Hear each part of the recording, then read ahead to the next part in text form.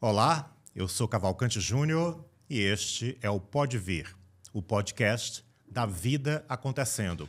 E quem senta-se à mesa nesta edição é Dediane Souza, jornalista e pesquisadora, para conversarmos sobre narrativa de humanidade de travestis. Dediane, seja muito bem-vinda ao Pode Vir. Uma satisfação enorme te receber aqui para conversar sobre, inicialmente, esse teu livro, dando o nome, Narrativa de Humanidade de Travestis, que foi publicado pela editora UFC, resultado de uma seleção pública, né, de edital, e tem sido um livro muito bem recebido pelas leitoras, pelos leitores. E eu queria começar pelo subtítulo, Por que Narrativa de Humanidade? Olá, primeiro agradecer o convite aqui. O livro ele é resultado da minha pesquisa de mestrado, né? Onde eu estudei, na verdade, quando eu passei no mestrado, meu projeto de pesquisa era estudar a cobertura do jornal O Povo, a partir do assassinato de Dandara, né? E aí, no decorrer da pesquisa, eu fui entendendo que o processo de humanidade, de escrita sobre a humanidade de travestis, ainda estava por acontecer. A gente não tinha produzido ainda narrativas sobre humanidades de travestis, né? Então, a ideia do livro é iniciar esse processo de tecer, né? É uma escrita individual, na medida que eu estou produzindo as reflexões, mas ela é uma escrita coletiva, na medida que eu vou trazendo as travestis ativistas nesse lugar, né, de intelectual, eu vou convidando outras travestis que escreveram em outro tempo, vou ampliando essa grande roda com as mulheres negras que produziram também sobre humanidade no seu tempo, como Lélia Gonzalez, dentre outras referências. Então, a narrativa de humanidade de travestis sou eu e Dandara e essa outra irmandade, essa irmandade toda construindo essa narrativa, né? Porque... Então, essa narrativa de humanidade, ela é uma contracultura que você constrói diante de uma cultura que não se mostrou humana. Pode ser uma contracultura, mas no mesmo tempo, porque eu acho que isso é muito legal, né? Eu produzi a dissertação na antropologia e o meu texto, né, ele tem uma mirada antidisciplinar, né? Ou interdisciplinar, multidisciplinar, porque eu vou dialogar com a comunicação, que vai ser minha matéria-prima, né, da pesquisa, que é o jornal impresso, que é o jornal O Povo. Tem uma pegada filosófica na medida que eu fui escrevendo, eu fui entendendo esse processo. Também dialoga com a política pública, né? Dialoga com os movimentos sociais, que era a escrita que eu tinha acesso e que eu sabia escrever, que é de lá que eu venho. Então, é uma mistura mesmo, né, desse terceira rede, né? Então, dizer que nós travestis, o primeiro título, né, da dissertação era Nós travestis de nós sobre nós, né? E aí, na qualificação do texto, ele muda, né? Vai dizer, não é só sobre vocês, não. Tem muita coisa aí envolvida nesse processo, né? E, num primeiro momento, esse texto também ele era no plural. Era narrativas de humanidades, né, de travestis. E aí ele muda. Então, esse texto ele é um texto que eu acho que ele continua sendo revisto, ele continua, né, na medida que eu também estou estudando, na medida também que eu estou aprofundando em outras temáticas. Então, é muito disso, é a gente construindo essa grande rede. Da mesma forma que eu escrevo sobre dor, sobre violência, eu escrevo sobre afeto, né, na medida que esse livro ele vai ter um misto de sentimento, né? Então, eu não estou escrevendo só sobre o assassinato de Dandara, tem muita vida também no livro, tem muitas reflexões sobre o tempo, tem o convite, né, a essa grande irmandade, né, a reflexão sobre o tempo, que aí tem uma coisa da situacionalidade, do tempo atual, né? Então, o caso Dandara foi 2017. Isso que eu ia te perguntar. Para quem perdeu esse tempo histórico, apresenta para a gente o caso Dandara. Pronto. Dandara foi brutalmente assassinada no dia 15 de fevereiro, no 15 de fevereiro de 2017, num Bom Jardim, né? E aí esse caso da Dandara ele vai tomar repercussão mundial a partir do dia 6 de março, né? Por que ele vai tomar esse debate público no dia 6 de março? Porque o vídeo que foi gravado, teve um vídeo, né, que foi produzido pelos assassinos de Dandara, da tortura, desse processo todo, viraliza nas redes sociais. E aí começa uma grande comoção pública, né, para entender quem era Dandara, quem era aquela travesti que estava sendo linchada à luz do dia em praça pública. Né? E nesse período, eu estava trabalhando na Secretaria de Direitos Humanos, né? Junto com o Paulo Jorge, na Coordenadoria de Diversidade.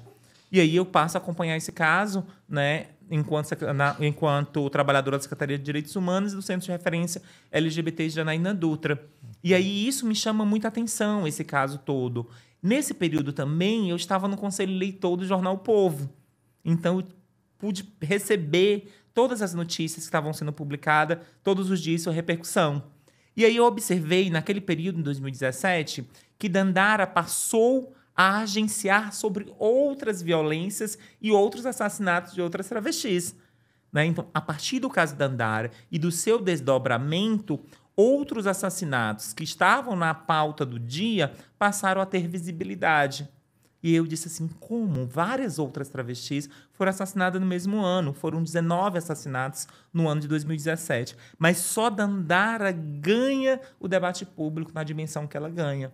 E aí me interessava muito entender como que uma travesti, depois de morta, passa a dar condição de vida a outras travestis. Esse era o negócio que ficava fervilhando na minha cabeça. Né? Então, é nesse momento que o fato se torna problema de pesquisa. Nesse momento, sim, mas eu não tinha concluído, ainda a minha graduação. Eu estava Em jornalismo? Em 2017 estava estudando ainda, estava terminando a minha graduação. Eu só vou colar grau em 2018, né? Na graduação, eu fui trabalhar com as mulheres pescadoras de General Sampaio, né? E disse não, isso. E eu tinha um projeto de pesquisa para estudar violência, né? Mas eu disse não vai ser agora. Guardei o projeto, terminei a graduação. Em 2019 tentei o mestrado na comunicação. Tentei o mestrado só na comunicação em 2019. Aí, em 2020, eu tentei o mestrado na comunicação novamente e tentei na antropologia. A comunicação, o povo não me quiseram na comunicação e fui para a antropologia. Né? E aí, comecei a desenvolver a pesquisa. E né? aí nasce uma nova antropóloga. Na verdade, eu acho que sempre fui antropóloga. Né? Mas muito disso, né? Então, vi o campo da antropologia, a possibilidade. E aí, achei uma parceria muito bacana, né? Num período da pesquisa, durante o mestrado, que foi o professor Cleito Hatz. Né? O professor Cleito Hatz, convidei ele para orientação, ele super aceitou e a gente foi construindo, né? Com muito zelo e com muito cuidado esse processo da escrita, né? Entendendo também que tem um processo de se perceber também pesquisadora, né? Então, nesse momento, eu estava nesse processo de me descobrir pesquisadora, muito inquieta, né? Com o processo todo. E aí eu fui também, em algum momento, dando grandes pausas na pesquisa. Como eu tinha uma matéria-prima muito vasta, por conta dos números de notícias, Dandara foi capa do jornal O Povo, né? Dandara passou por todos os cadernos do jornal, né? Teve uma boa cobertura do Vida e Arte, né? Teve um montão de editorial. Então, Dandara toma o jornal em toda a sua dimensão. Então, quando eu fui trabalhar com o tratamento dos dados, eu fui perceber que Dandara estava ali no Jornal O Povo com mais de 27 matérias. Como eu ia tratar esse número de matérias, né? Capa a capa, Vida e Arte, fora as notícias coordenadas de outros assassinatos de outras travestis. Né? E aí eu disse, não, eu vou trabalhar com as primeiras notícias do caso Dandara e vou trabalhar como o jornal repercutiu o início ao final. Aí eu fui tentar construir essa delimitação. Então, eu acompanhei o caso Dandara desde o primeiro momento, né, da primeira notícia que foi publicada num jornal O Povo, que foi uma notícia de capa, e fui até o segundo julgamento dos assassinos de Dandara. Tu imagina aí, foi um intervalo bem grande, né? E aí eu fui construindo a pesquisa, dialogando com o professor Cleito. E aí chegou um momento que eu disse, não, mas eu não estou falando de morte mais, eu estou falando de vida. Né? Então, o livro é muito disso. Né? E aí eu fui me qualificando também no processo de ser eu uma travesti, pesquisando um travesti. Mas eu também sou ativista, né? Também pertenço à Irmandade de Travesti. E aí as primeiras páginas do livro é muito eu contando essa historinha, né? E que é uma introdução que eu chamo uma introdução, uma saudação a Exu, uma introdução, né? Porque aí eu vou contar a minha história com os movimentos sociais, esse meu lugar também de inquieta, né? Que eu acho que me faz jornalista, antropóloga, ativista, é a minha inquietação, né?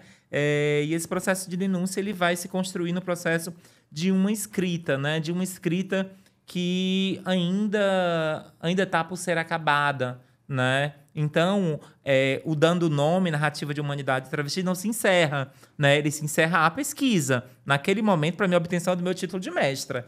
Eu estou agora em outra pesquisa, né? Nós vamos já falar sobre ela. Então, a gente poderia dizer que o subtítulo seria Narrativa de Vida de Travestis. Seria Histórias de Travestis, né?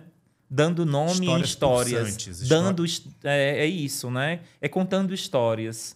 Né? Eu acho que é escrevendo sobre dor, sobre afeto, sobre resistência, que eu acho que não é só do universo das travestis também, né? No momento que eu convido essa irmandade das mulheres negras, feministas negras, que tanto contribuíram para uma reflexão sobre esse debate, né? Que é o debate da interseccionalidade, de tentar entender que a gente pode, sim, produzir uma pesquisa, escrever um texto, levando a interseccionalidade, como nos ensina Patrícia Hill Collins, né, de dizer que a interseccionalidade ela não está apenas na dimensão teórica, mas ela está na dimensão analítica do início ao final. Né? Porque, na verdade, eu não estou só pesquisando travesti. Eu tenho uma marca da travestilidade como minha identidade, eu sou preta, eu sou sertaneja. Né? Então, eu guardo também esse processo da formação política dos movimentos sociais. Então, sou eu um ativista, né, que acompanhei o caso do início ao final, mas eu não faço uma etnografia daquele tempo, porque eu estou pesquisando em outro tempo. Né? Então, também tem esse olhar da marca da memória, né, do que marcou. Então, eu fazia em algum momento, né, durante a pesquisa, que era o meu diário de campo. Eu pesquisava no contexto da pandemia, né, com 27 jornais estampados na parede de um quarto, né, e ali tentando categorizar, tentando identificar o processo todo, rememorando todo o momento, tentando achar as emoções daquele período, né, tentando transportar isso para o texto. Então, tem uma coisa que a professora Vera Rodrigues chamou de visceral. Né? Então, eu acho que esse texto ele tem isso. Né? Ele tem gosto, ele tem cheiro. Né? Não sei em que medida, né, isso é percebido hoje. Né? Porque mesmo a gente produzindo, tem muito de uma coisa da urgência do tempo, né? O tempo me dá um período para escrever e refletir sobre o caso da Andara. Por exemplo, eu não quis publicar nenhum artigo separadamente sobre o texto de dissertação. Eu não publiquei. Eu disse que meu texto não sobrevive em pedaço. Né? Que interessante. Não sobrevive em pedaço. Né? Isso foi a primeira coisa que meu orientador disse. Dediane, dá para tirar 3 artigos do texto. Eu disse, eu vou ser um pouquinho chata, eu não quero publicar meu texto em pedaços. Né? Que aí, quando veio a oportunidade de publicar, ele quase na íntegra. Né? Então, eu fui tirando algumas coisas ali. Né? Teve um cuidado muito grande de Juliana Diniz, né? Que foi minha editora. Né? Então, é muito bacana quando o seu texto ele toma o tratamento que ele merece. Né? Sim, e eu acho que tem um acompanhamento editorial, sim, que é o que diferencia o trabalho de uma editora, né, para uma gráfica qualquer. É isso, porque eu teria no final, a pesquisa ficou com 144 páginas na dissertação. E aí, no final, tirei as imagens, então não uso imagem no livro, né, porque eu não quis pedir autorização para a publicação das imagens do jornal. Eu disse, não, eu não quero interferência no meu texto. Né? Então, é muito disso, é do cuidado. Né? Então, esse texto representa muito esse lugar de pesquisadora que eu venho me construindo, né? Que é do compromisso êmico, é do compromisso com as minhas. Né? Então, esse texto ele traz esse lugar. Então, nós estamos conversando hoje com a escritora Dediane Souza, que publicou o livro Dando o Nome, Narrativa de Humanidade de Travestis, pela editora UFC. Ela que é jornalista, que é pesquisadora, que é antropóloga. E, Dediane, o teu tema se torna cada vez mais relevante, a violência. E agora, em 2025, nós acabamos de receber os dados do Anuário de Violência, né, e a violência contra a população LGBTQIA+, aumentou 1000% no Brasil. Qual a leitura que você tem feito disso? Eu acredito, né, que a gente passa a registrar, né? Eu acho que quando a gente pega, por exemplo, os primeiros anos que o anuário passa a reconhecer, né, os assassinatos LGBTQIA+, no processo de reconhecer eles como atravessamento da homofobia, da transfobia, né, ele vai se colocando no lugar de também demarcar esse lugar desse atravessamento, né? Isso é uma discussão muito importante da gente trazer para o debate, já que a gente está no mês de maio, que é o mês de combate à LGBTI-fobia, né? Da gente entender que, no caso de Dandara, no ano de 2017, a Secretaria de Segurança Pública não reconhecia nenhum assassinato de transfobia no estado do Ceará. Então, Dandara não foi reconhecida como, a partir dos dados da coisa toda, né? Como a transfobia, o motivador da violência, né?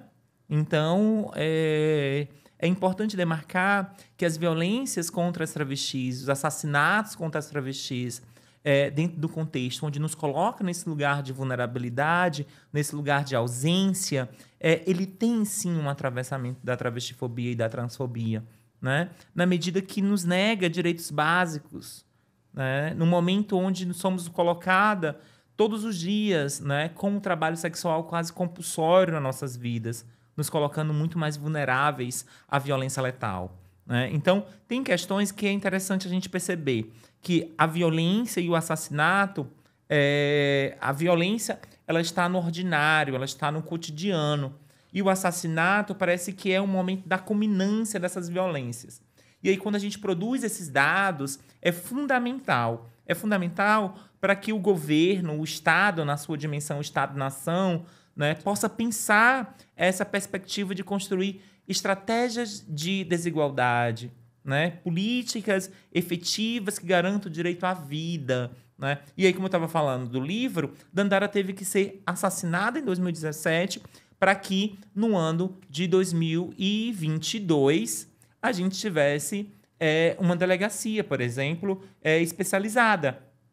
Então, essa delegacia especializada ela foi pauta de audiência com o governador, né, durante as manifestações de denúncia do assassinato de Dandara em 2017. As políticas públicas, né, LGBTIA+, foram pautas de um diálogo com o governador na época, e uma das pautas era criação do Centro de Referência LGBT Tina Rodrigues, né, que foi criado, acho que 4 anos depois, né? Eu faço esse resgate no livro de como foi se construindo essa pauta que foi negociada com o governador da época, né? E como foi implementando essas pautas, mas que a última pauta que estava nesse debate era a Delegacia Especializada de Crimes de Intolerância, né? Então, era uma negociação daquele período e se vai se efetivar em 2023, né? Com a inauguração da delegacia. Né? Então, para a gente... E todos esses movimentos você acompanhou muito de perto, né? Você Sim. Era uma militante, engajada. Sim, eu fui militante, eu fui gestora em outro período, né? Então, eu estava nesse lugar de ativismo. Eu sempre falo que a minha formação ela vem de uma encruzilhada de 3 pontos centrais. Quais são? Né? Que a primeira é o ativismo. Eu me formo no ativismo. Eu chego no ativismo com 16 anos de idade. Eu tinha acabado de chegar em Santana do Acaraú. Né? E aí eu vou encontrar o ativismo, né? Eu começo esse ativismo lá naquele momento, né? Ali em 2006, 2007. Vou para a universidade, na formação acadêmica, né? E vou também para a gestão pública. Então, eu venho desses 3 lugares, que é de elaboração da política pública, que é da reivindicação da política pública, e é de refletir sobre essa política pública, né? É refletir teoricamente, de pensar como se constrói essas dimensões, né? Que vai nos trazer reflexão. Então, o campo da universidade ela é importante para o campo da denúncia das violências contra as populações LGBTQIA+. A gestão pública precisa, né, se alimentar do que vem sendo produzido nas universidades. As ações afirmativas vêm sendo uma estratégia muito fundamental dentro da universidade, quando a gente fala na pós-graduação, né? A gente vai percebendo que o primeiro lugar, quando a gente chega na universidade, é querer denunciar, né? E que foi esse lugar na minha pesquisa. Eu queria denunciar essas violências. E aí, como eu, tem várias outras travestis produzindo, tentando denunciar ali, por meio das suas pesquisas, os contextos de desigualdade, né, que nós, travestis e transexuais, nos encontramos no país, né? Então, é muito disso. Então, a gestão, o Estado/nação, precisa pensar a efetivação dessas políticas públicas. E aí é num momento muito difícil, Cavalcante, pensar em elaboração de política de direitos humanos, onde se constrói um movimento contrário a direitos humanos, né? A gente tem um desafio muito grande no Brasil, eu acho que em outros países também, de mundo afora, onde se constrói uma narrativa anti-LGBTQIA+, né? Anti-direito, né? E aí, esse movimento ele vai impactar diretamente nas nossas vidas. Então, a gente precisa reorganizar o nosso ponto de partida e as nossas retóricas, nossos discursos, para a gente poder entender, né, que o que a gente está reivindicando é o direito à vida, é o direito à cidade, é o direito à existência. Por que eu te digo isso? Porque a gente fala muito de uma ideia, né, que se transforma no país, numa ideia de bolsonarismo. Mas quem é esse bolsonarismo? É o Uber que eu peguei para vir para cá? É meu tio? É meu primo? E essa galera, ela reivindica o lugar de vítima, o lugar de violentado, e passa a assumir o lugar do algoz, né, o lugar do violador. Mas a gente precisa fazer uma política de discussão, a gente precisa convidar essas pessoas para tentar refletir por que a vida dela é mais importante do que a minha vida. Em que dimensão é essa que a gente desencontra numa disputa de sociedade? E ao né? fazer isso, você está convocando o pensamento. Sim, eu preciso que é uma provocar. coisa que eu estou encantado em saber que você escolheu o pensamento como uma dessas 3 vias na tua trajetória. Como professor universitário, acadêmico, pesquisador, eu encontro no pensamento um caminho de transformação. E você está vivenciando isso. Né? É muito dessa dimensão, é da dimensão de entender que a ferramenta, né, do poder do conhecimento, das estratégias de pensar mesmo, de me reconhecer enquanto pesquisadora ou de me perceber pesquisadora é uma estratégia importante para a luta, né? Então, essa formação, né, tanto acadêmica como a experiência de gestão, ela está incorporada diretamente num olhar de futuro mesmo, dessa ideia, né, de dar ferramenta para pensar a luta, né? Então, eu me encontro nesse exato momento pensando possibilidades de como a gente reinventar ou repensar estratégia para a gente seguir em luta, né, em marcha. Né, que é uma sociedade do respeito, uma sociedade onde as travestis possam ir a qualquer lugar, né, dizer que as travestis vão ocupar qualquer lugar que elas queiram, né, mas aí a gente precisa antes, né, denunciar as transfobias, a gente precisa, né, questionar algumas questões, e aí mesmo que essas questões elas são muito mais profundas, né? Certamente. São muito mais profundas do que a gente consegue visualizar. Eu acho que o extermínio dos nossos corpos, né, enquanto travestis, né, ela é apenas o que a gente consegue ver, a ponta do iceberg. Tem outras dimensões, né, que é galgada no racismo, né, que é galgada na LGBTfobia, na misoginia, né, no nosso histórico colonial. Então, a gente precisa pensar outras dimensões. Não é apenas a superfície, né? Tem outras dimensões aí. Por isso que eu acredito que não tem como caminhar só contra a LGBTfobia, né? A gente precisa construir grandes alianças, e alianças com o movimento negro, alianças com esses espaços, né, da política partidária, dentro da disputa desses lugares, né, de poder, mas também de construir outras disputas, né? Construir essa disputa de dizer que, de alguma forma, os meus escritos, as minhas reflexões, elas possam encorajar outras para ocupar esses lugares, sabendo que esses lugares são violentos. Eu não estou dizendo que esse lugar é maravilhoso, eu não entro na universidade e tudo é bonito, não. Né? É difícil também, né? Eu não sei que dimensão esses escritos vão tomar, né? Até mesmo porque estou me reconhecendo, me percebendo também como intelectual. Então, não me construí nesse lugar, né? Então, estou percebendo. Eu venho de um lugar onde não tinha livro, né? Eu venho da pobreza extrema, lá do sertão de Santana do Acaraú. Né? Meus pais não tiveram acesso à leitura, ao caderno, ao livro. Né? Meus pais tiveram acesso à enxada, o corre do dia a dia. Né? Então, os movimentos sociais que disseram, bonita, estudar é uma possibilidade. Né? E aqui estou eu. Então, eu sou fruto desse investimento, do investimento da política pública, do investimento, né, de uma irmandade dos movimentos sociais.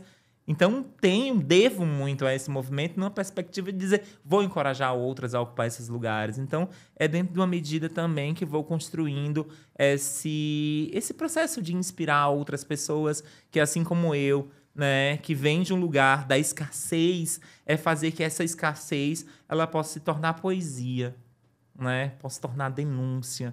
Né?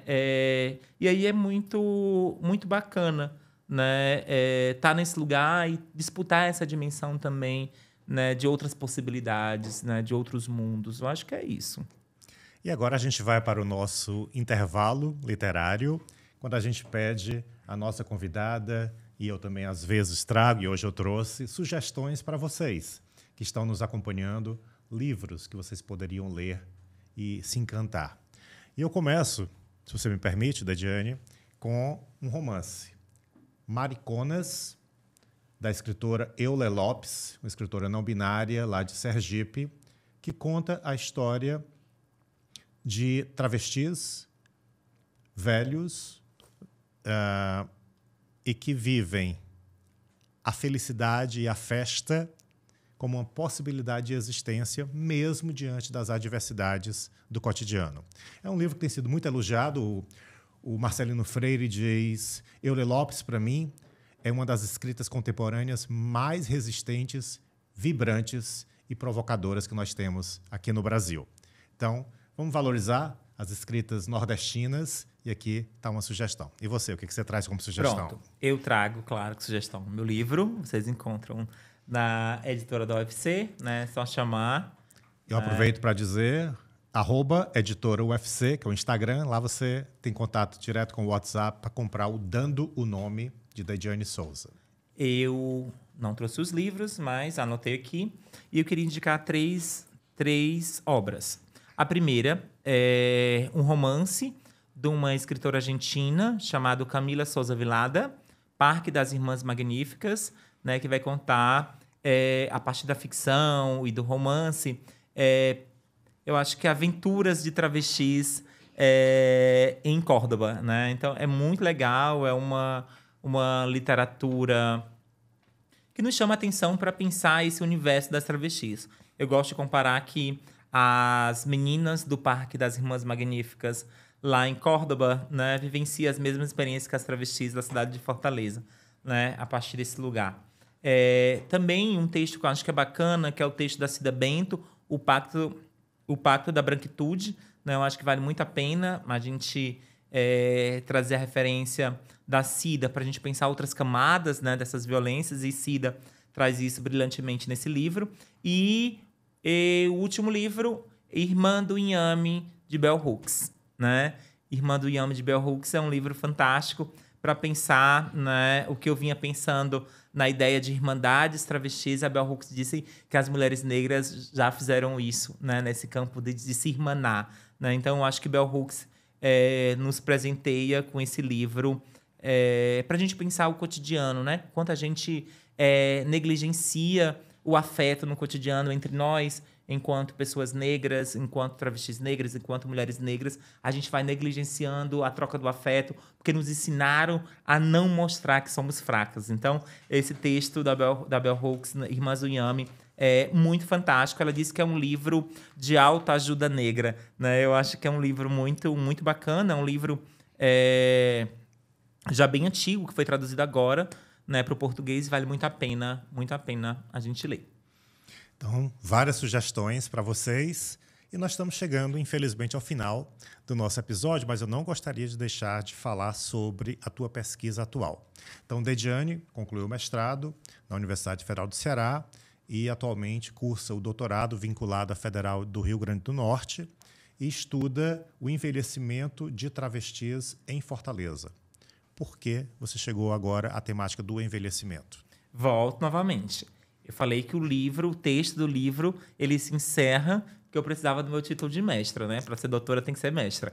Então, concluo a dissertação e aí no decorrer da escrita, o último texto que eu escrevi do livro foi a introdução, né? Eu fui escrever minha introdução e aí você percebe, quando vocês tiverem acesso ao livro, vocês vão perceber que eu estou na introdução mais doce do que eu estou nas considerações finais.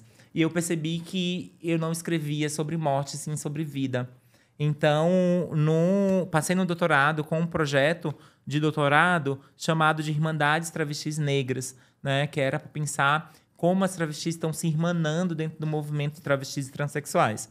Quando eu chego lá, meu orientador disse, derruba a categoria de jovens, porque você não estuda a juventude, você estuda a velhice, porque a juventude vai derrubar a sua categoria de travesti.